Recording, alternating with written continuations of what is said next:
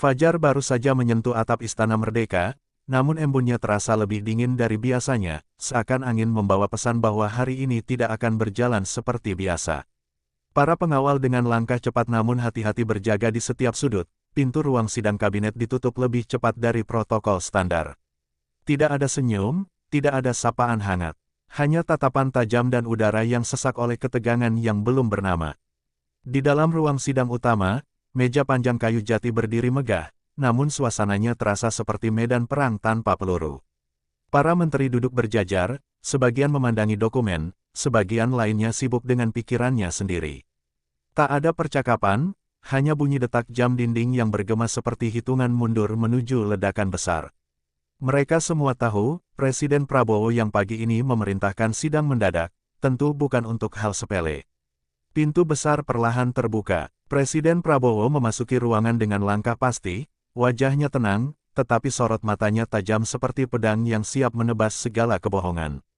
Tak ada sambutan, tak ada senyum politik. Beliau duduk, menghela napas, lalu hanya berkata satu kalimat yang membuat seluruh ruangan membeku. Hari ini, tidak ada lagi yang disembunyikan. Beberapa kepala sontak menoleh, sebagian menegakkan punggung, seolah baru tersadar mereka sedang duduk di ambang sejarah. Tatapan Prabowo menyapu seluruh ruangan, tegas, dingin, tapi membawa beban berat. Di ujung meja, duduk seorang sosok yang jarang berbicara namun selalu diperhitungkan, Purbaya, dengan koper hitam di sampingnya. Tangannya menggenggam erat gagang koper itu, seakan di dalamnya tersimpan masa depan negara. Di sisi lain, Opung Luhut duduk diam, namun wajahnya tak seperti biasanya. Garis-garis kelelahan terlihat jelas di matanya. Tangannya bergetar halus saat memegang map coklat tua. Ia menghela napas panjang, tetapi tidak berkata apa-apa. Hanya sesekali menatap langit-langit, seakan bertanya, apakah hari ini kebenaran benar-benar akan diungkap, atau akan dikubur lebih dalam dari sebelumnya. Ketika semua mata tertuju ke depan, Prabowo melanjutkan, kali ini lebih pelan, namun jauh lebih menghentak, ada hal besar yang selama ini tidak pernah terucap. Negara tidak bisa terus berjalan di atas kebohongan. Suara beliau menggema, dan tiba-tiba ruangan yang semula dingin, berubah terasa panas. Seakan setiap napas yang diambil adalah pertaruhan antara keberanian dan ketakutan. Hening, tidak ada yang berani bicara. Di luar, langit mulai menggelap meski matahari belum tinggi. Burung-burung di halaman istana mendadak diam, seolah ikut mendengarkan. Hari itu, bab pertama dimulai, bukan dengan senjata, bukan dengan teriakan, tapi dengan sebuah sidang yang mungkin akan mengubah arah sejarah bangsa. Purbaya berdiri perlahan, kursinya menggesek lantai dan suara kecil itu justru terdengar begitu keras di tengah keheningan.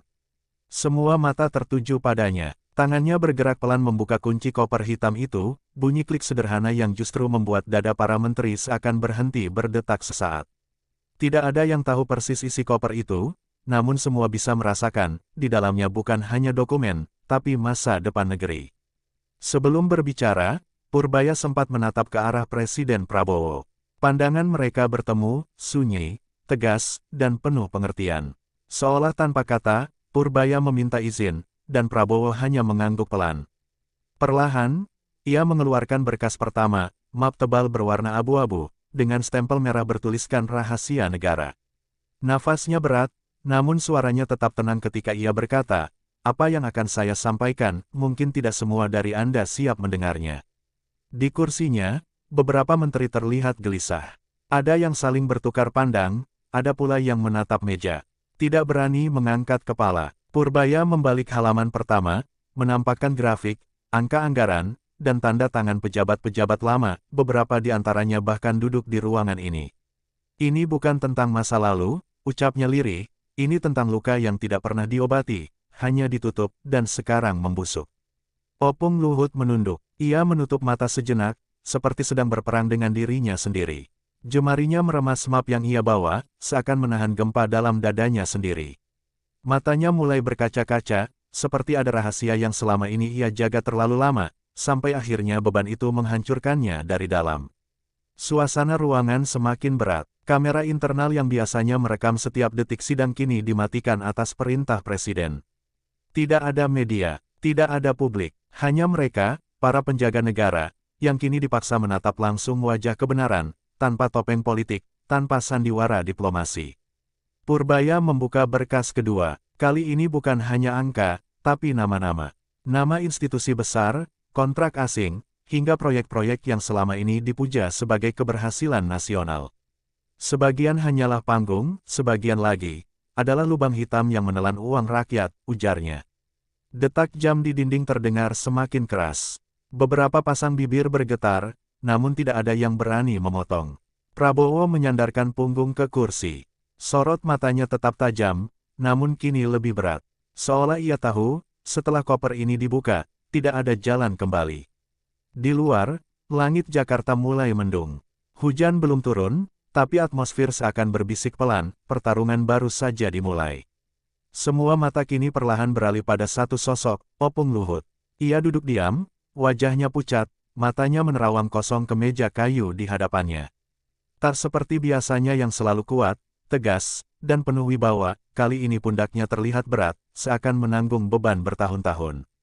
Map coklat tua yang ia bawa belum juga dibuka, hanya digenggam dengan jari yang sedikit bergetar. Prabowo menatapnya lama, bukan dengan amarah, melainkan dengan tatapan seorang sahabat lama yang meminta kejujuran.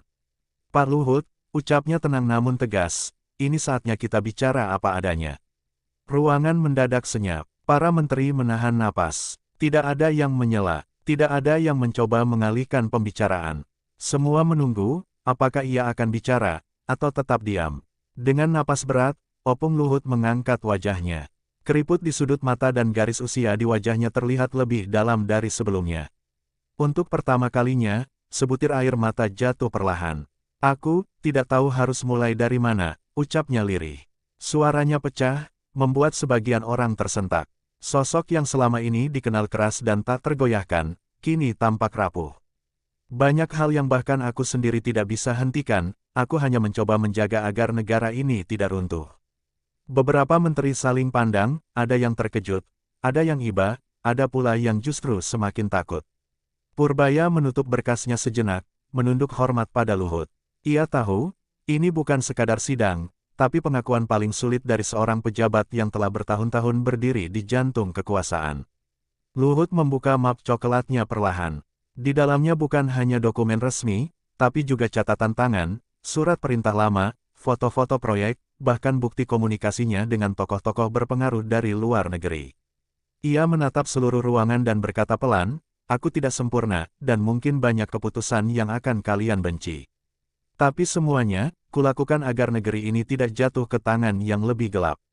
Suaranya semakin bergetar. Jika hari ini kebenaran harus diungkap, maka biarlah aku menjadi orang yang pertama kali membukanya. Bibirnya bergetar, namun ia berkata juga, asal satu hal. Kalian tahu, ini bukan tentang aku, ini tentang Indonesia. Dan di detik itu, semua orang sadar, sidang ini bukan lagi sekadar rapat. Ini adalah pengakuan, luka, dan permulaan dari badai yang jauh lebih besar. Suara pelan Opung Luhut masih menggantung di udara saat tiba-tiba, DUAK, suara meja kayu jati digebrak keras oleh tangan Presiden Prabowo. Semua tubuh terlonjak kaget, beberapa pensil jatuh ke lantai, dan gema dentum itu seakan membelah keheningan menjadi serpihan-serpihan rasa takut. Wajah Prabowo tidak marah, tapi penuh luka, kecewa, dan keberanian yang tak lagi bisa ditahan. Saya sudah cukup dengan semua permainan ini. Suaranya berat, tajam, dan mengiris ruangan seperti pedang. Negara ini bukan milik kelompok. Bukan milik meja-meja politik. Ini milik rakyat. Sorot matanya menyalak, menyapu satu persatu wajah para menteri. Tak ada yang berani menatap balik. Bahkan napas terdengar seperti sesuatu yang menakutkan untuk dilakukan. Purbaya langsung berdiri tegak, koper hitam masih di samping kakinya. Ia tahu, ini adalah titik yang tidak boleh salah langkah. Langit di luar gedung istana mendadak bergemuruh, petir menyambar jauh di kejauhan. Seakan alam tahu, perang kebenaran baru saja diumumkan oleh seorang presiden kepada sistem yang sudah terlalu lama sunyi dalam kebohongan. Prabowo menarik napas dalam, lalu berkata pelan namun jauh lebih menggetarkan, jika ada yang merasa tidak sanggup memperjuangkan kebenaran, pintu keluar ada di belakang. Semua kepala tertunduk, tidak ada yang berdiri. Tidak ada yang pergi, tapi juga tidak ada yang tersenyum. Yang ada hanya rasa gentar, apakah mereka sedang berada di pihak yang benar, atau di tengah badai yang akan menghancurkan semuanya. Opung Luhut mengusap matanya. Ia menatap Prabowo, bukan sebagai anak buah, bukan sebagai kawan, tapi sebagai seorang sahabat lama yang mengerti bahwa hari ini bukan tentang jabatan, bukan tentang nama. Kalau kau siap, aku ikut, katanya pelan. Suara itu kecil, tapi cukup untuk mengguncang hati semua yang mendengarnya. Prabowo mengangguk pelan. Mulai hari ini, tidak ada lagi yang abu-abu, ujarnya. Hitam atau putih, kebenaran atau kebusukan, pilih. Kalimat itu berhenti di udara, seperti petir yang tidak jadi menyambar, namun semua tahu, sekali ia turun, tidak ada jalan kembali. Dan di luar sana, jauh dari dinding istana, angin mulai bergerak lebih kencang.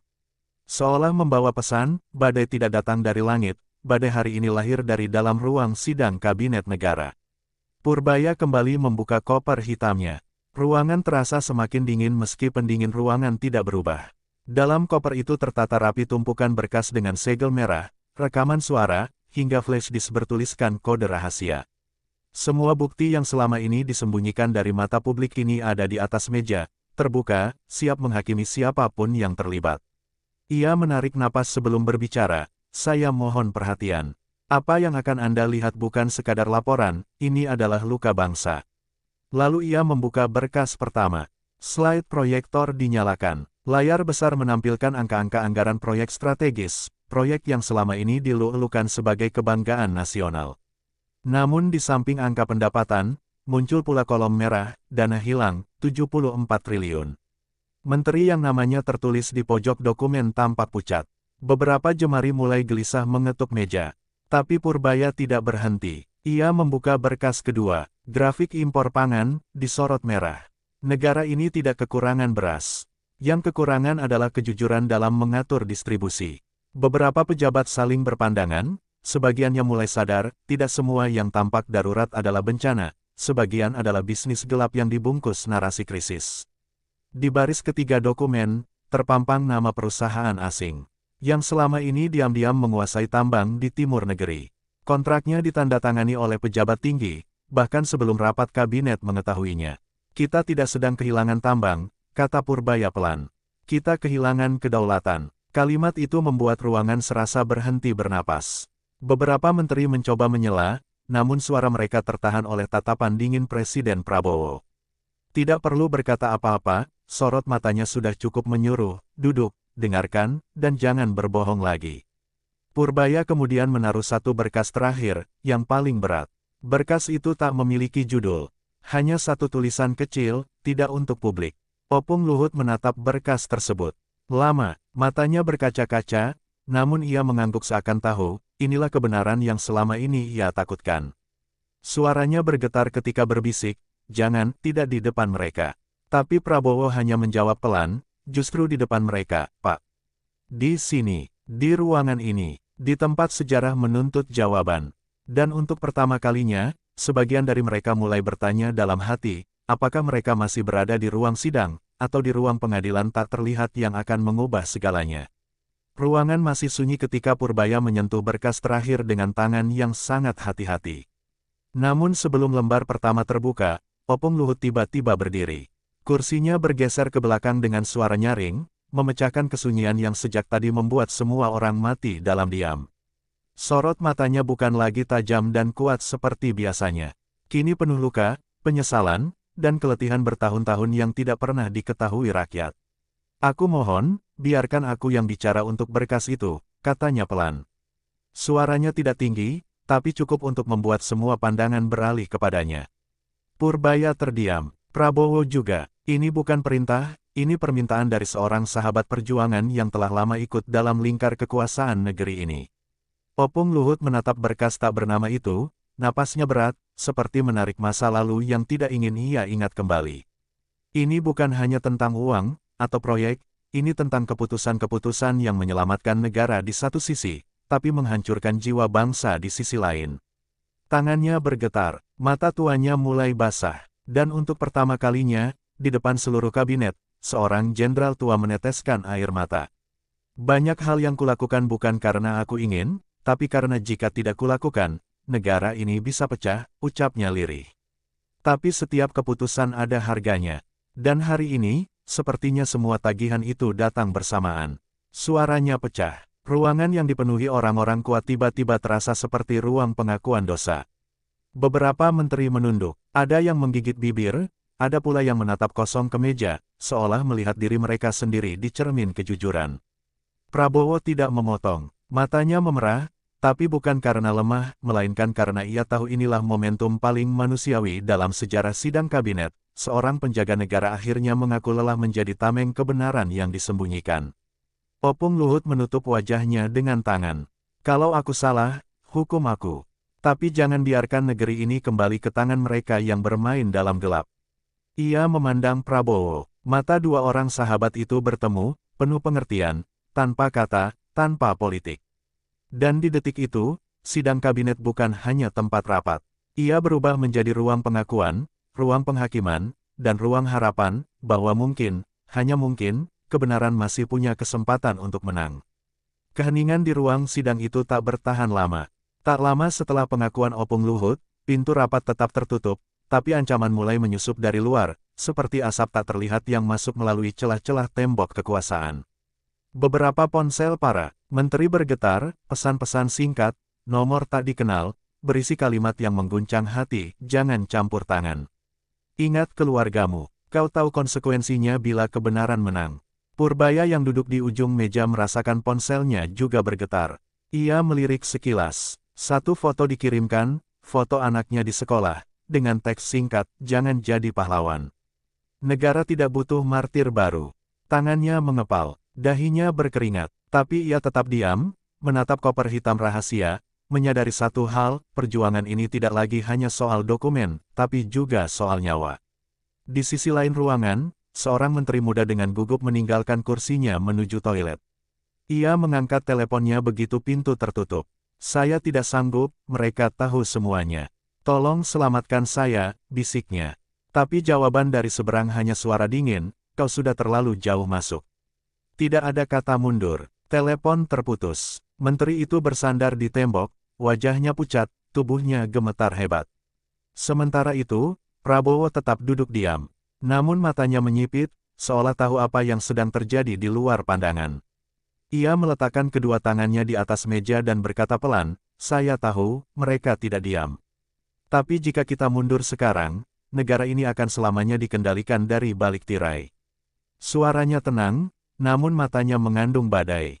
Opung Luhut mengangkat wajahnya, perlahan. Mata yang tadi basah oleh air mata kini tampak lebih tajam, lebih tegas. Kita semua sudah tua, bro, katanya lirih kepada Prabowo. Kalau kita tidak berani sekarang, nanti tak akan ada generasi berikutnya yang percaya pada kata negara. Di sudut ruangan, Purbaya berdiri tegak, dirinya kini bukan hanya seorang pejabat, tapi saksi sejarah sekaligus target pertama bayangan kekuasaan lama. Ia menatap seluruh ruangan dan berkata, jika hari ini kita takut, maka generasi besok akan hidup dalam bayangan yang sama, tanpa pernah tahu siapa sebenarnya yang memegang kendali negeri ini. Dan tepat di saat itu, lampu ruang sidang berkedip perlahan. Suara petir menggelegar jauh di langit Jakarta. Seakan langit memberikan peringatan, kegelapan tidak tinggal diam. Ia bergerak, ia mendekat. Ketegangan mencapai puncaknya ketika salah satu staf kepresidenan berlari kecil masuk ke ruang sidang, wajahnya pucat, napasnya terbata. Ia menyodorkan secarik kertas ke tangan Pas Pampres, lalu langsung diserahkan kepada Prabowo. Presiden membuka kertas itu pelan, matanya menajam. Di atas kertas hanya ada dua kalimat pendek. Hentikan sidang ini, atau sesuatu akan terjadi di luar ruang ini. Tidak ada tanda tangan, tidak ada lambang institusi, tapi ancamannya jelas dan nyata. Beberapa menteri mulai panik dalam diam. Ada yang meremas rosario di saku jasnya, ada yang memejamkan mata komat kamit membaca doa. Purbaya menatap presiden, wajahnya tegang, seolah bertanya tanpa kata, apakah kita teruskan? Atau kita berhenti di sini? Namun Prabowo tetap diam, tangannya tidak gemetar, napasnya stabil. Ia melipat kertas itu perlahan, tanpa ekspresi, dan meletakkannya ke dalam saku jasnya. Lalu ia berkata tenang, namun tajam, biarkan mereka mengancam, karena itu satu-satunya senjata yang mereka punya ketika kebenaran mulai bersuara. Purbaya mengangguk singkat, lalu mengambil flash disk dari koper hitamnya. Ia mencolokkannya ke laptop yang terhubung langsung ke layar besar ruang sidang. Sebelum semuanya terlambat, ada satu rekaman yang harus Anda semua dengar. Klik, layar bergetar, suara statis. Lalu terdengar suara-suara samar, percakapan rahasia. Nama-nama besar disebut, perjanjian gelap, dan satu kalimat yang membuat darah seluruh ruangan berhenti mengalir. Kalau presiden tidak ikut permainan ini, kita ganti presidennya.